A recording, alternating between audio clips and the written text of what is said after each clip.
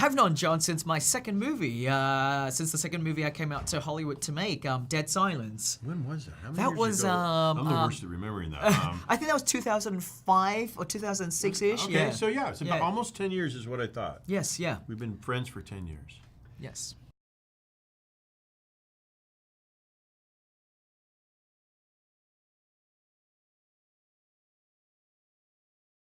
Well, you know, when we were shooting The Conjuring, it became very clear to us that Annabelle was something that had a lot of presence. You know, even though she was just an inanimated object sitting around doing nothing, people would react to her in a very strong way. And sure enough, when the film came out, Annabelle got such a strong reaction. Like she almost was like a star in her own right.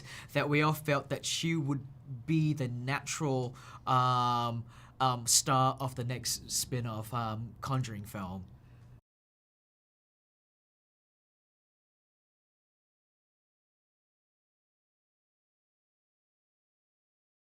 You know, I was very excited. You know, when I was asked, I hadn't read the script yet, you know, and so obviously if you're going to direct the movie, you're going to read the script and see if you know, take to it. And I have to say, it was really good. The tone, the feeling that I could see that the audience would take to and be manipulated by, and all that was in that first draft of the script, and hey, to work with, you know, James in this capacity, to work with New Line, who are wonderful people, you know, it was too. The whole thing was so good to be true. I can't believe it.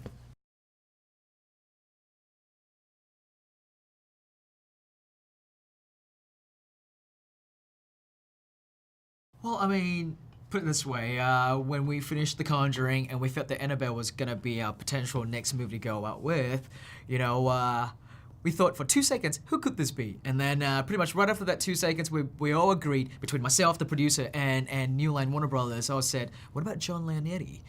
He would be the natural guy. He gets the role, he understands, he shot The Conjuring, and we all just hoped that John would be willing to come and play with us, and we're so glad that he did. Thank you.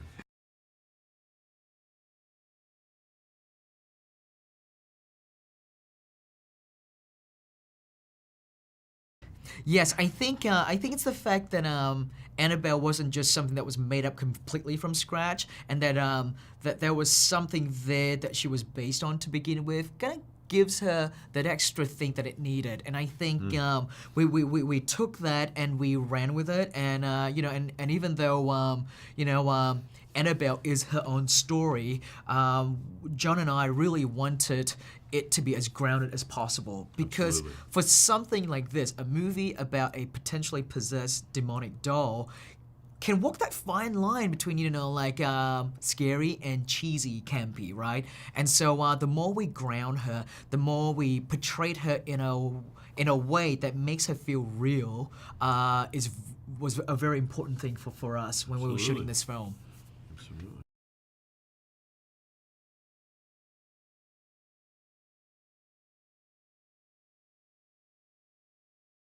Well, I happen to be lucky enough to see Annabelle Wallis's tape, and I was just blown away by her. At first, we didn't even know if we could get her because of visas and stuff, but her eyes were just so expressive, and I knew how many times we'd be in a close-up in this movie, and she just has this timeless, classical look.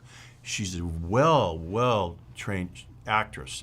What a pro she is, and she's beautiful. And you know, she's gripping on the screen. So, I guess those are the factors. Yeah, no, I think that's the thing that John did really well was casting actors that feel like they fit into this movie, and not just the time period that the movie takes place in, but in a world that we want the audience to know that this is a different kind of horror film. It's not necessarily a contemporary smelling horror movie. Right. It's one that's made today, yes, but one that invokes the spirit of that era. And casting, Annabelle and Ward, who both have a very classic quality to them, was very important for us. And I think we were very fortunate with getting them.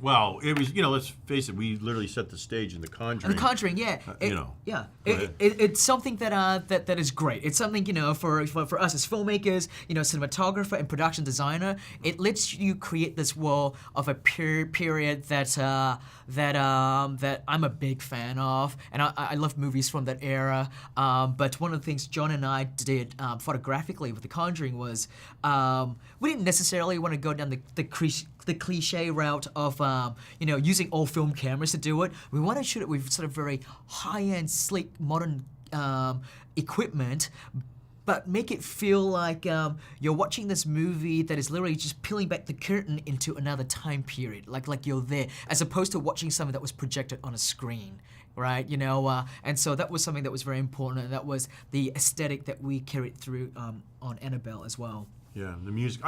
I was in high school at that time, and the music alone sets you in the period. If you just, if you pick any of those songs from that time, and I think the moment you do that and create the look, and that James is talking about, the audience immediately is sucked in, and you got them, and now you're gonna kind of scare them too. Well, and especially if you're telling the audience that this story takes place in a world that is supposedly based on a true story, like the first Conjuring was, right, based on real people, you want to be true to the time period that it was set in.